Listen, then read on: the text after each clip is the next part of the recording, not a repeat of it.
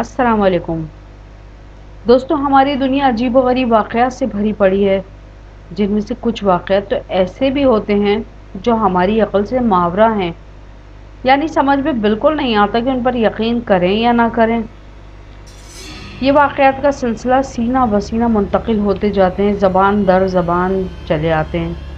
بہرحال حقیقت حال تو صرف خداوند عالم کی ذات ہی بہتر جانتی ہے۔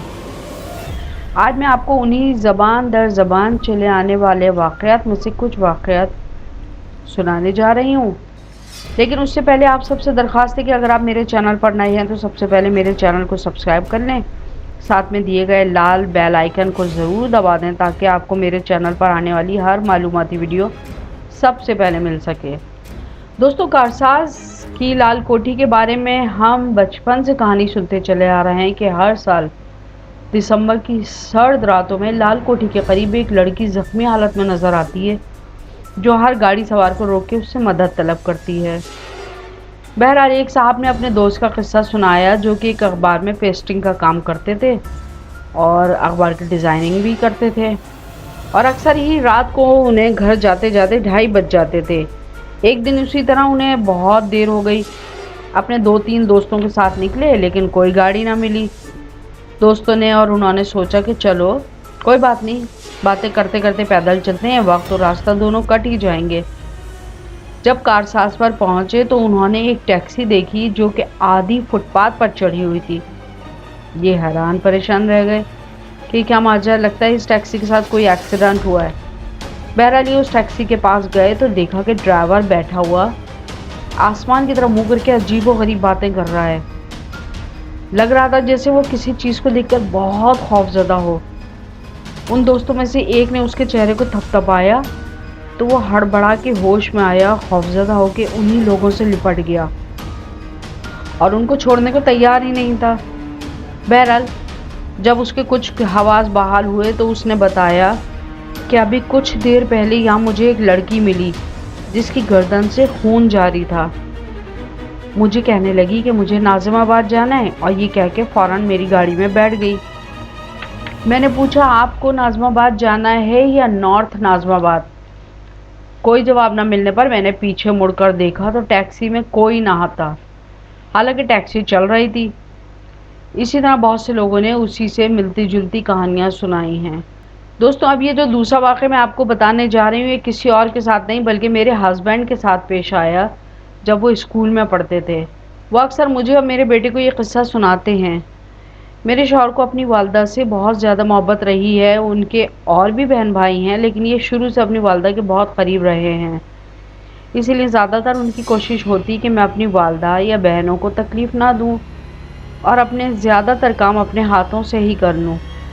اسی لیے اپنے کپڑے بھی خود ہی دھوتے تھے، حالانکہ اس وقت بہت چھوٹے تھے۔ کہتے ہیں کہ جب میں دن بھر کے کاموں اور پڑھائی سے فارغ ہو جاتا اور گھر کے سب افراد سو جاتے تو میں اپنے کپڑے دھوتا۔ اس زمانے میں ان کے گھر واشنگ مشین بھی نہیں تھی۔ کپڑے دھونے کے بعد واش بیسن میں کپڑے ہاتھ سے دھوتے۔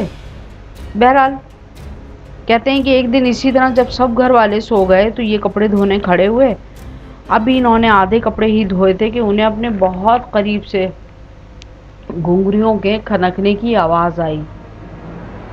دوستوں، خیال رہے کہ وہ رات 12 بجے کے بعد کا وقت تھا اور سردی کے دن تھے۔ کہتے ہیں کہ میں اسے وہم سمجھ کے اپنے کام میں مشغول رہا، لیکن وہ آواز تو مجھے بالکل اپنے سر کے اوپر سے سنائی دیتی رہی۔ اب یہ چونکے، یہ کیسی آواز ہے؟ یہ اپنے گھر کے ہر کونے میں گئے کہ دیکھوں کہیں کوئی بہن بھائی اتنی رات کو ٹیپ ریکارڈ یا ریڈیو تو نہیں سن رہا، یا ہو سکتا ہے کہ پڑوس میں کوئی سن رہا ہو۔ لیکن کہتے ہیں گھر میں سب سو رہے تھے اور پڑوس میں بھی مکمل سناٹا چھایا ہوا تھا۔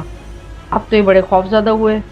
پھر جو انہوں نے غور کیا تو محسوس ہوا کہ وہ تو جہاں جہاں جا رہے ہیں وہ آواز ان کے ساتھ ہی چل رہی ہے۔ اب تو میرے ہسبینڈ کے حواس خطا ہو گئے، اتنے خوفزدہ ہوئے کہ آدھے بے دھلے کپڑے وہیں واش بیسن میں پھینکنے کی اسٹائل میں ڈالے، تیزی کے ساتھ ہاتھ دھوئے اور اپنی امی کے پلنگ کے نیچے گھس کے دعائیں پڑھتے ہوئے لیٹ گئے اور پوری رات جاگتے رہے۔ امی کی تکلیف کے خیال سے انہیں جگایا نہیں۔ دوستوں اب یہ جو واقعہ ہے وہ اسلام آباد کا ہے۔ اسلام آباد کے رہائشی تو اس جگہ کو جانتے ہوں گے جو میں قصہ سنانے جا رہی ہوں۔ اسلام آباد سیکٹر G13 کے قریب 3 پل ہیں۔ یہ ان میں سے ایک پل کا قصہ ہے۔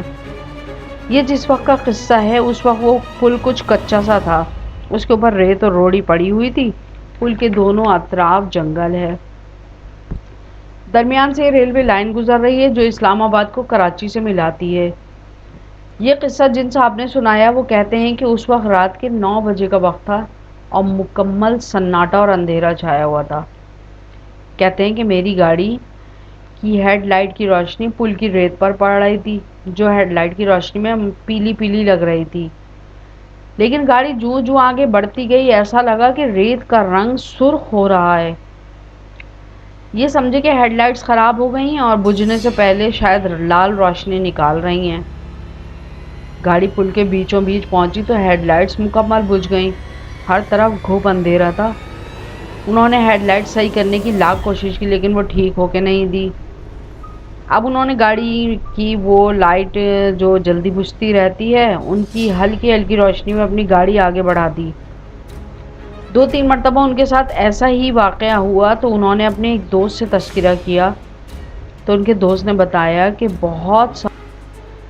چوکنڈی کا قبرستان، یہ قبرستان کراچی شہر میں واقع نیشنل ہائی وے پر ہے۔